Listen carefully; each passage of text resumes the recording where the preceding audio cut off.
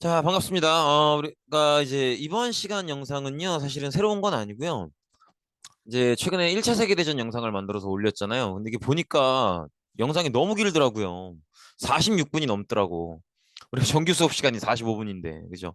그래서 거기에 대한 반성으로. 근데 사실은, 그 46분짜리 영상에 나오는 내용들, 그 내용들도 다 알고 계시기는 해야 돼요.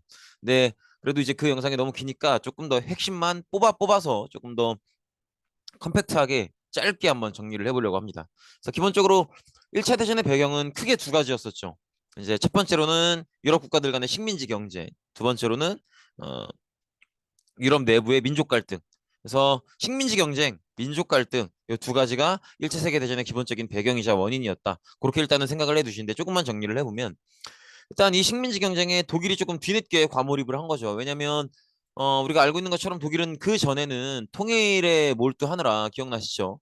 프로이센을 중심으로 신성로마 제국을 구성하고 있던 그 국가들이 통일을 하는 그 과정을 우리가 지난 중간고사 때 배웠었죠. 그 통일 과정에 좀 몰두하느라 이제 다른 나라들이 막 식민지를 만들어 나갈 때 독일은 식민지를 만드는 것보다는 통일에 집중을 하고 있었기 때문에 식민지가 좀 부족한 면이 있었죠.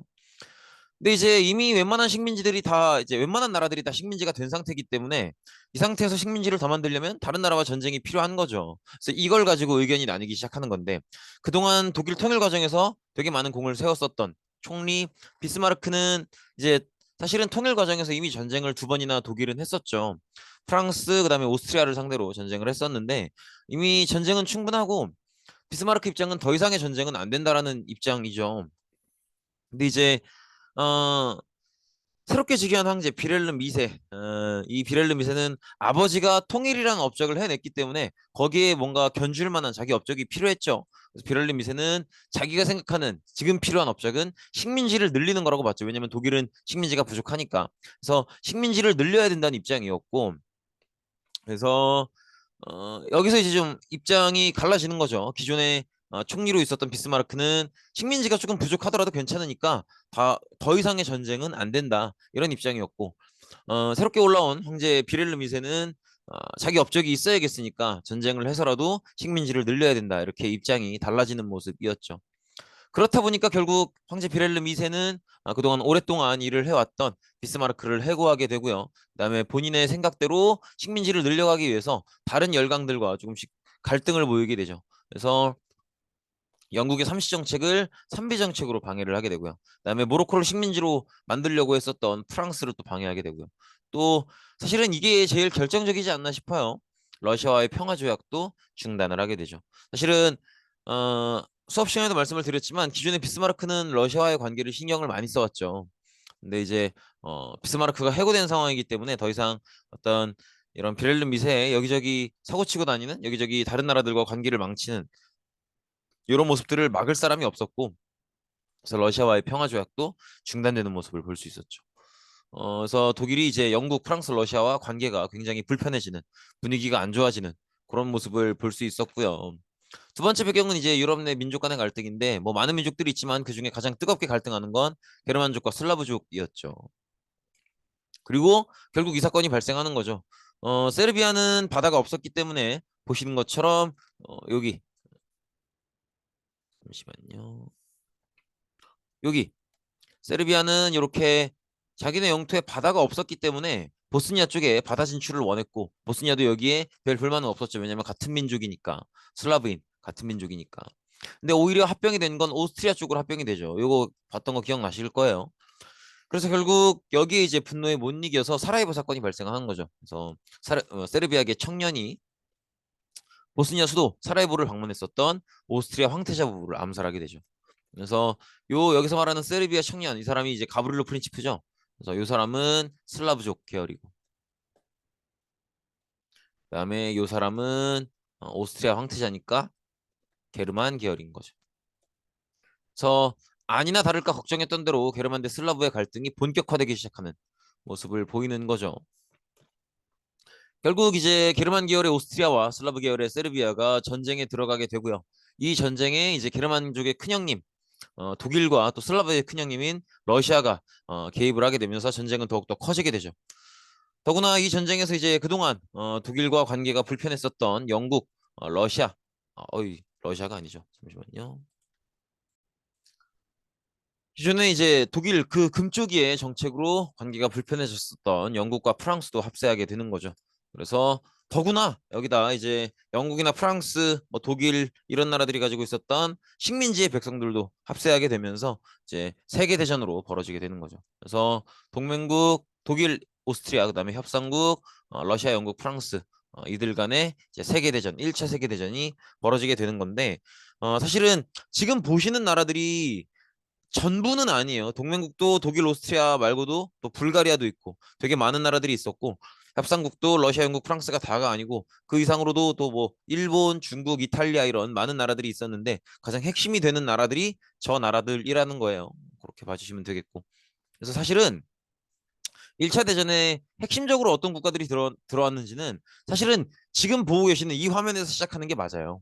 그래서 게르만 대 슬라브 갈등이 있다가 슬라브계의 큰형님 러시아와 게르만계의 큰형님 독일이 전쟁을 하게 된 거고요. 그러면서 이제 독일과 불편한 관계에 있었던 영국, 프랑스까지 들어오는 거예요. 그래서 이렇게 동맹국의 독일, 오스트리아 대 협상국의 러시아, 영국, 프랑스가 이제 전쟁을 벌이게 됐다. 그렇게 보시면 되겠고 이 전쟁의 흐름을 보면 가장 중요한 건 역시 독일이 고립되는 상황이라는 거죠. 대충 유럽을 보면 뭐 이렇잖아요.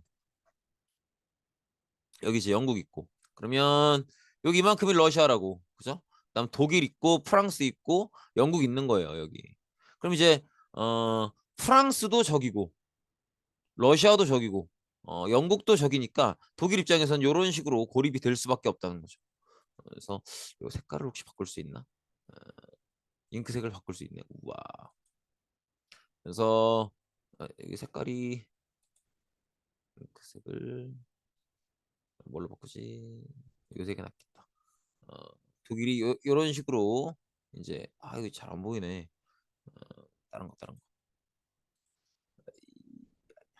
초록색이 낫겠다. 그죠? 독일이 지금 요런 식으로 고립이 되어 있는 거죠. 이쪽으로 가면 러시아고, 이쪽으로 가면 프랑스고, 이쪽으로 가면 영국이니까 완전히 고립되어 있는 상황인 거죠.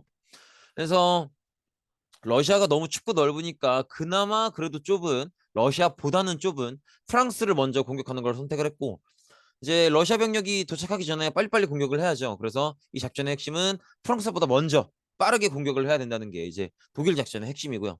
여기에 대응하는 프랑스는 독일 작전을 망치는 게 핵심이겠죠. 그래서 독일이 빠르게 프랑스를 점령하려고 하는 게 목적이니까 이제 프랑스의 작전의 핵심은 어떻게 해서든 느리게 어, 독일의 어떤 빠른 진격을 지연시키자, 느리게 만들자. 이게 작전의 핵심이 되겠죠. 그래서 이게 이 전쟁을 느리게 만들기 위해서 시작한 전투 방식이 참호전인 거죠. 땅을 파고 들어가는. 그래서 참호전을 하다 보니까 전쟁이 장기화되고요. 그래서 사망자가 늘어나는데 사실은 사망자라는 표현보다는 전사자라는 표현이 맞겠죠. 그래서 전사자들이 늘어나면 전사자들은 대부분은 남자들일 거 아니에요. 이제 국내 남자가 부족해지게 되고요. 이건 전쟁에 들어와 있는 어떤 나라들이든지 다 그랬다는 거예요. 프랑스가 참호전을 시작하면 독일도 그 참호전에서 싸울 거 아니에요. 그러다 보니까 이제 독일이든 프랑스든 어느 나라든 간에 지금 전쟁을 1차 대전을 하고 있는 나라들은 다 이제 국내 남자들이 부족해졌고 그러다 보니까 전쟁 물품 생산에 여성을 투입하게 되고요. 그래서 여성들이 사회에 진출하기 시작하는 거죠. 그러면서 여성의 지위가 올라가게 되고요.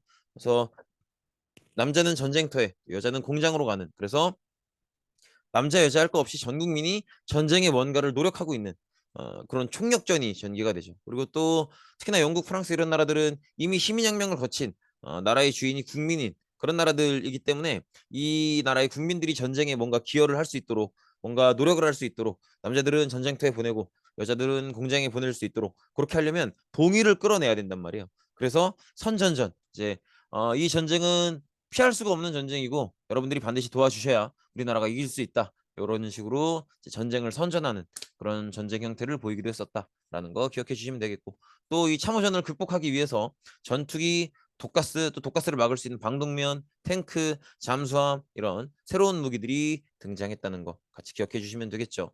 그래서 독일은 이 고립을 돌파해 보기 위해서 육지에서는 답이 안 나오니까 결국 요걸 택하게 되죠. 무제한 잠수함 작전이죠.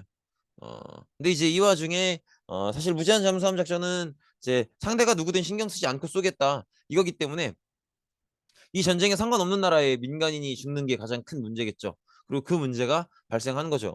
미국이 미국의 민간인이 타고 있던 배가 침몰을 하게 되면서 결국 이제 이 전쟁과 상관없었던 미국을 독일이 공격한 꼴이 됐죠. 그래서 미국이 이 문제에 대처하기 위해서 참전을 하게 됐고요. 그러면서 이제 이 독일, 오스트리아 측의 동맹국가, 그다음에 영국, 프랑스, 러시아 측에 이제 협상국 이렇게 나눠져 있는데 미군은 당연히 이제 독일의 무제한 잠수함 작전에 의해서 피해를 본 거니까 영국, 프랑스, 러시아가 있는 협상국 측으로 가겠죠. 그래서 미국이 참전하게 되면서 동맹국과 협상국 사이의 어떤 힘의 균형이 완전히 무너지게 되고 동맹국이 완전히 밀리게 되면서 이 전쟁은 사실상 독일 측의 동맹국이 패배하게 된다.